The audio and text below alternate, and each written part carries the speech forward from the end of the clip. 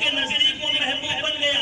اور چوتھا کام یہ ہوتا ہے فَيُوزَعُ لَهُ الْقَبُولُ فِي الْأَرْضِ، پھر اس کے لیے مقبولیت زمین والوں کے دلوں میں رکھ دی جاتی. پھر اس کی مقبولیت زمین والوں کے دلوں میں رکھ دی جاتی ہے، چاہے ہندوستان کا رہنے والا ہو یا پاکستان کا رہنے والا ہو یا ہندوستان کے کسی اسٹیٹ کا رہنے والا ہو یا کسی ڈسٹرکٹ کا رہنے والا ہو یا کسی گاؤں کا رہنے والا ہو، سب کے دلوں میں اس کی محبت آ جاتی ہے. کچھ یوں ہی معاملہ غوث پاک کے ساتھ ہوا. غوث پاک رضی اللہ تعالیٰ عنہ سے سب سے پہلے اللہ نے آپ کو اپنا محبوب بنایا، پھر جبریل کو ان کا محبوب کیا، پھر جبریل نے آسمان پہ جا کر کے سارے فرشتوں کے سامنے اعلان کیا کہ اللہ تعالیٰ انسان سے محبت کرتا ہے، تم بھی اس سے محبت کرو. جب اہل آسمان اس سے محبت کرنے لگے، پھر چوتھے اسٹیپ پہ ساری دنیا کے انسانوں کے دلوں میں ان کی محبت رکھ دی گئی. چاہے اس گاؤں کا رہنے والا ہو یا پٹی کا رہنے والا ہو یا پنجاب کا رہنے والا ہو یا پاکستان کا رہنے والا ہو یا ہندوستان کا رہنے والا ہو یا افغانستان کا رہنے والا ہو، الغرض دنیا کا کوئی خطہ ایسا نہیں ہے جہاں مسلمان رہتے ہو اور غوث اعظم کو نہ جانتے ہو. ساری دنیا غوث اعظم کی دیوانی ہو جاتی ہے اور غوث اعظم سے محبت کرنے لگتی ہے. نعرے تکبیر، نعرے یہ غوث اعظم رضی اللہ تعالیٰ عنہ کی جس مجلس میں جس محفل میں ہم اور آپ شریک ہیں، یہ ان کی مقبولیت کسی انسان کے ذریعے نہیں ہوئی ہے. جسے اللہ معروف کر دے، جسے اللہ معروف کر دے، جس کی مقبولیت اللہ دلوں میں بیٹھا دے، کوئی اور اسے نیچا نہیں دکھا.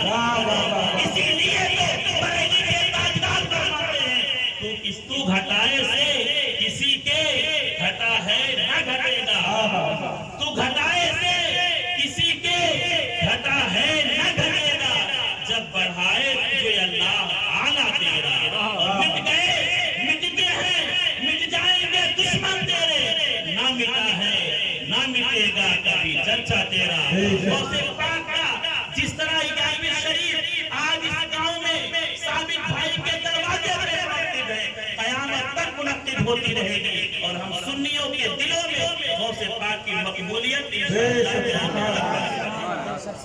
اس لیے غوث پاک کا مشہور اگر کسی انسان نے کیا ہوتا، غوث پاک کا معروف اگر کسی کمیٹی نے کیا ہوتا، کسی تنظیم نے کیا ہوتا، تو ایسی صورت کے تنظیم کے اشتہار کے بعد کچھ دن تو اس کی مقبولیت رہتی، پھر بعد میں اس کا کوئی نام لیوا نہیں رہتا. لیکن جسے اللہ مقبول کر دیتا ہے، جس کو مقبولیت اللہ کا فرماتا ہے، اس کی مقبولیت کبھی کم نہیں ہوتی ہے، بلکہ ساری دنیا کے دلوں پہ اگر کسی کا راج چاہتا ہے تو غوث اعظم. دوسری بات کا فائدہ آخر اولیاء کرام کی بارگاہ میں ہم جایا کیوں کریں؟ کبھی ہم سلطان پور کی سرزمین پہ کوئی بزرگ ہیں ان کی بارگاہ میں جا رہے ہیں، کبھی دیوما شریف جا رہے ہیں، کبھی لکھنؤ کی سرزمین پہ جا رہے ہیں، کبھی ہم بریلی جا رہے ہیں، کبھی بلگرام جا رہے ہیں. آخر ان کے قرب کو حاصل کرنے سے ملتا کیا ہے؟ تو وہ میں پروف کے ساتھ ثابت کروں کہ ان کے بارگاہ میں جانے سے اور ان کا قرب حاصل کرنے سے ملتا کیا ہے. بخاری اور مسلم میں دونوں میں حدیث پاک موجود ہے. اللہ کے رسول صلی اللہ علیہ وسلم ارشاد فرماتے ہیں کہ قوم بنی اسرائیل میں ایک انسان تھا جس نے 99 انسانوں کا قتل کر چکا. اتنے انسانوں کے قاتل ہونے کے بعد اس کے دل میں ایک دن خوف خدا پیدا ہوا اور کہا یار زیادہ لوگوں کو مار چکا ہوں، کافی لوگوں کو ستایا، اور جانے کے بعد کہنے لگا حضور میں اپنے گناہوں سے توبہ کرنا چاہتا ہوں. وہاں جو بزرگ موجود تھے انہوں نے کہا تیرا گناہ کیا ہے؟ اس نے کہا یہی 99 لوگوں کو قتل کر چکا ہوں اور کافی مال و زر میں لوٹا ہوں، لوٹنے کا میرا کام ہے. وہ بزرگ جلال میں آ گیا، کہنے لگے 99 لوگوں کو قتل کر کے اب بھی تجھے توبہ کی امید ہے؟ یہاں سے چلا جا ورنہ اللہ کا عذاب تیرے اوپر نازل ہوگا اور اس میں بھی پس جاؤں گا، میں بھی آ جاؤں گا. وہ انسان جب وہاں سے جانے لگا تو اسے خیال آیا کہ 99 لوگوں کو تو پہلے ہی قتل کر چکا ہوں اور جب میری توبہ قبول से कम 100 का आंकड़ा ही पूरा कर लिया। उसने तलवार निकाली और उन बुजुर्ग को भी कत्ल कर दिया। फिर घर चला गया, अपने काम में मशगूल हो गया, जिंदगी गुजरती रही। एक दिन फिर दिल में खौफ खुदा पैदा हुआ, सोचने लगा यार 100 लोगों का कातिल हूँ, कितने लोगों को सताया हूँ, कितना मालो जर लूटा हूँ, क्यों ना मैं अपने गुनाहों से तौबा करूं। फिर बुजुर्ग की बारगाह में गया और जाने के बाद कहने लगा हुजूर 100 लोगों को कत्ल किया हूँ, क्या मेरे तौबा की कोई उम्मीद है? तो वो बुजुर्ग कहने लगे ये सामने वाली जो बस्ती है इसमें अल्लाह के वली रहते हैं। बोलिए सुभान अल्लाह। अल्लाह के वली का एक ग्रुप रहता है, तू उनके पास चला जा, उनकी सोहबत में रह और वो जैसे कहें वैसे इबादत और रियाजत कर, इंशाअल्लाह अल्लाह तेरे गुनाहों को माफ कर देगा। अल्लाह बहुत बड़ा है, बड़ा करीम है, बड़ा रहीम है, बड़े बड़े गुनहगारों को बख्शा है, तुझे भी बख्श देगा। बस सामने वाली बस्ती में जो औलिया अल्लाह रहते हैं वहां चला जाना। ये इंसान अपने दिल में उस बस्ती में जाने का इरादा किया और अभी चला ही था और आधा ही मंजिल उसने तय किया था कि मौत का वक्त आ गया। और आपको पता है जब मौत का वक्त करीब आता है फिर कोई दवा कोई दारू असर नहीं करेगी और ना इंसान को मोहलत दी जाती।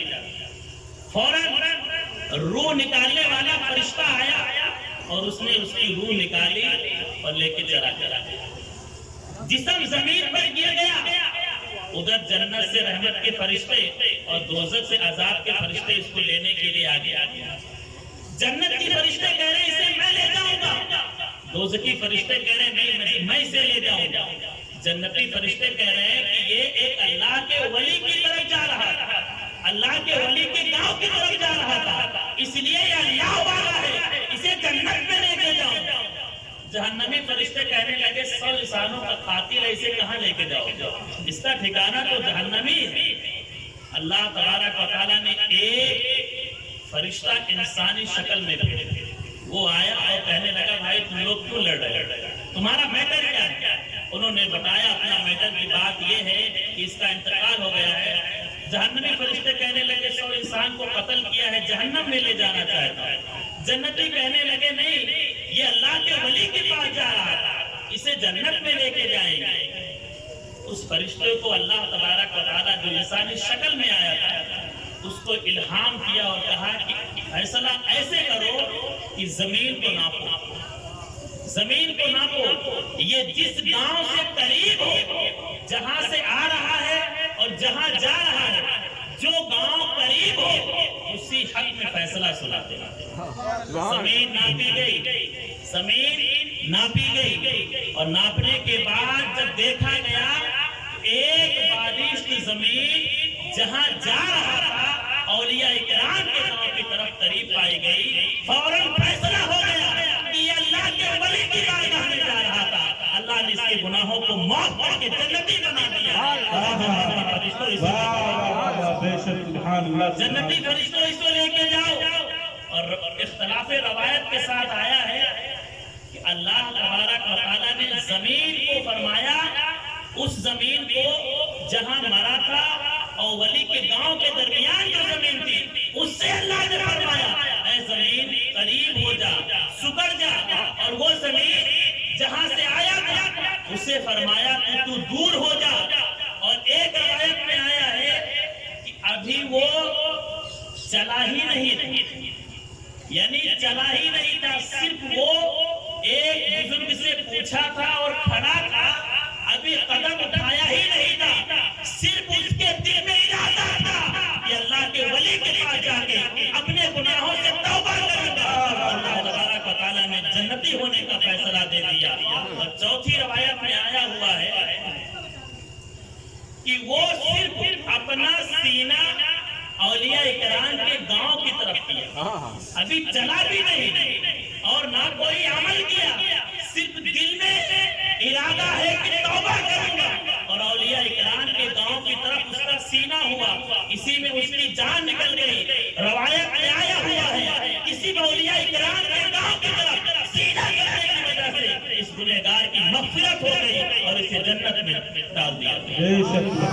गौर करने का मकाम था।